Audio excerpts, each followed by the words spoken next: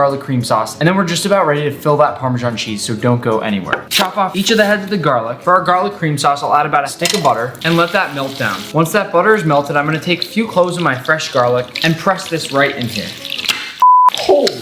Oh!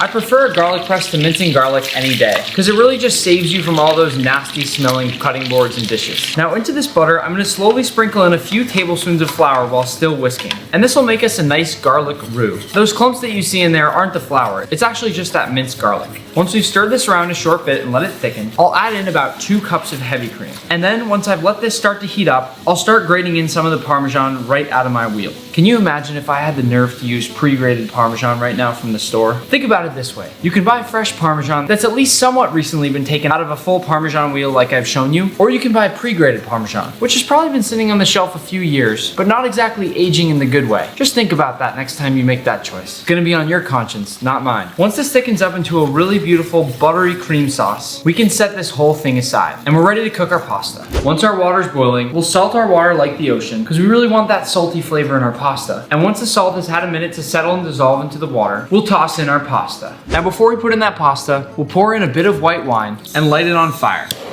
You might not be able to see the flame right now, but you can probably hear it. And there's tons of heat coming off this wheel of Parmesan right now. You can probably start to see some of these flames of the fire, which is kind of faint, but still definitely there. What it's allowing me to do is sort of make a cheese sauce out of this before we even add any of the pasta to that. And because it's so hot in there, the cheese is starting to melt in the base of my wheel. Now that my eyes are tearing up again and crying a little bit because of all that alcohol that's just come off, we have this really warm cheese paste at the base that we can now use to make the rest of our pasta. We'll pour in that pasta, which of course we need to break apart a little bit here. Then we'll come in with that thick cream sauce, letting it go all over that pasta. And at this point,